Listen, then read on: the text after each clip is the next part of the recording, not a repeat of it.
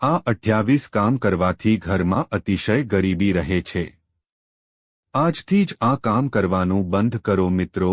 આજકાલ દરેક વ્યક્તિ ફરિયાદ કરે છે કે ઘરમાં વરદાન નથી, પૈસામાં વરદાન નથી, પૈસા હોવા છતાં પણ ઘરમાં પરેશાની છે, જરૂરિયાતો પૂરી થતી નથી। તો સૌથી પહેલા તમારે આ સમસ્યાનું કારણ શોધવું પડશે અને પછી એ કારણને દૂર કરવું પડશે જે આપણા ઘરની આશીર્વાદને નષ્ટ કરે છે અને આજે દરેક સમસ્યા સર્જે છે। વિડિયો અમે તમને એવી ઘણી વસ્તુઓ વિશે જણાવવા જઈ રહ્યા છીએ જે તમારા ઘરમાં આશીર્વાદનો નાશ કરે છે, જે વસ્તુઓ ઘરમાં ગરીબી લાવે છે, એવી 30 વસ્તુઓ જે નથી કરતી ઘરમાં આશીર્વાદ લાવો। જો તમે પણ ગરીબી અને આશીર્વાદના અભાવથી પરેશાન છો તો તમારે આ કામ કરવાથી બચવું જોઈએ જે અમે તમને જણાવી રહ્યા છીએ। તો ગરીબી તમારા ઘરથી દૂર જશે અને આશીર્વાદ પાછા આવશે। પણ તે પહેલાં જો તમે પણ ઈચ્છતા હોવ કે દેવી લક્ષ્મીનો આશીર્વાદ તમારી સાથે કાયમ રહે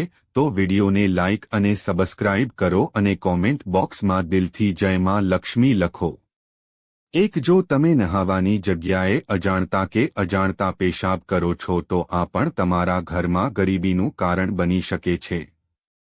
બે તૂટેલા કાંસકો સાથે કાંસકો કરવો પણ અશુભ માનવામાં આવે છે। 3 તૂટેલી વસ્તુઓનો ઉપયોગ કરવો જેમ કે તૂટેલા વાસણોમાં ખોરાક લેવો વગેરે વસ્તુઓ જેનો આપણે રોજ ઉપયોગ કરીએ છીએ। 4 ઘણા લોકો ઘડિયાળ બંધ થઈ જાય પછી પણ તેને ઘરમાં લટકાવી રાખે છે। 5 ઘરના બાથરૂમમાં ખાલી ડોલ રાખવી અશુભ માનવામાં આવે છે। આ પણ ઘરમાં નકારાત્મક ઉર્જા આવવાનું કારણ બની શકે છે। 6 કેટલાક લોકો જ્યારે મહેમાન આવે ત્યારે મોટો ચહેરો બનાવે છે અને અતિથિ દેવો ભવ જવાની રાહ જુએ છે। તેથી મહેમાન આવે ત્યારે ગુસ્સે ન થવું જોઈએ। 7 તમારી આવક કરતાં વધુ ખર્ચ તમારી આવક કરતાં વધુ ખર્ચ કરવાની આદત પણ તમને ગરીબ બનાવી શકે છે।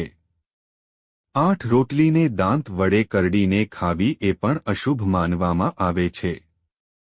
9 જે લોકોના ઘરના મુખ્ય દ્વાર પર અંધારું હોય છે તેમનું કામ બગડી જાય છે અને આ કારણે તેઓ ખૂબ મહેનત કરવા છતાં પણ સફળ થતા નથી। 10 ઊભા રહીને પાયજામા પહેરો વૃદ્ધોના અનુભવ પરથી જોઈએ તો ઊભા રહીને પાયજામા પહેરવું સારું નથી। 11 ઘણી સ્ત્રીઓ તેમના વાળ ઊભા કરીને બાંધે છે અને તેમની આદત પણ ગરીબીનું કારણ બની શકે છે। 12 સવારે સૂરજ ઉગે ત્યાં સુધી સૂવું, મોડે સુધી જાગવું, સવારે વહેલા ન જાગવું એ પણ ઘરમાં ગરીબીનું કારણ છે। 13 ઝાડ નીચે પેશાબ કરવો એ પણ ખોટું માનવામાં આવે છે। 14 ટોયલેટની અંદર વાત કરવી આજકાલ લોકો ખૂબ જ વ્યસ્ત છે તેથી તેઓ ટોયલેટની અંદર પણ મોબાઈલ વગેરે દ્વારા વાત કરતા રહે છે જે ખૂબ જ ખોટું છે। 15 ઊંધું સૂવું ઘણા લોકોને ઊંધું સૂવાથી એટલે કે પેટ પર સૂવાથી સારી ઊંઘ આવે છે જ્યારે તેમને ખબર હોવી જોઈએ કે તેમની આ આદત ખૂબ જ ખરાબ છે। 16 સ્મશાનમાં હસવું પણ અશુભ માનવામાં આવે છે। 7 રાત્રે ભૂલથી પણ પીવાનું પાણી ખુલ્લું ન રાખવું જોઈએ, તેનાથી ઘરમાં નકારાત્મક ઉર્જાનો વાસ રહે છે। 18 ઘરમાં ચામાચીડિયાનું નિવાસસ્થાન શુભ માનવામાં આવે છે। આના કારણે ઘરમાં હંમેશા વાસ્તુ દોષ રહે છે, તેથી તમારે એવા ઉપાય કરવા જોઈએ કે જેથી આ ચામાચીડિયા જેવા પક્ષીઓ ઘરમાં ન આવે। 19 ઘરના બાથરૂમ અને ટોયલેટના દરવાજા હંમેશા ખુલ્લા રાખવાથી ઘરમાં નકારાત્મક ઉર્જા ફેલાય છે અને તેનાથી ઘરમાં પૈસાની કમી રહે છે, તેથી આ દરવાજા હંમેશા બંધ રાખવા જોઈએ।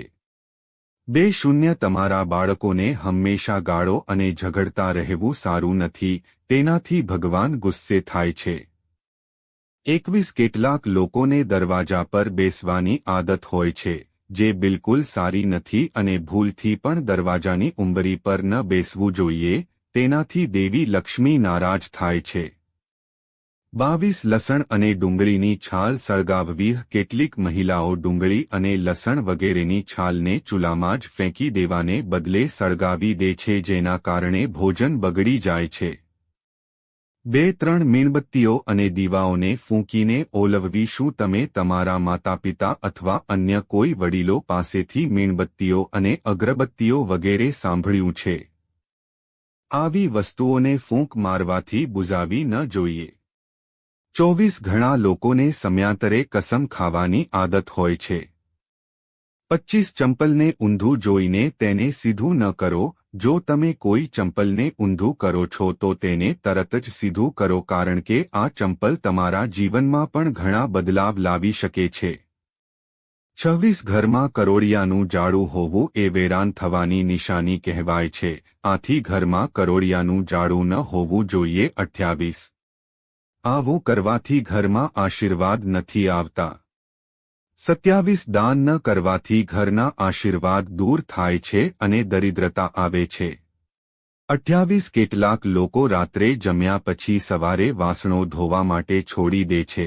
જે રાત્રે વાસણો રાખવાથી દેવી લક્ષ્મી નારાજ થાય છે, જેની અસર આર્થિક સ્થિતિ પર પડે છે.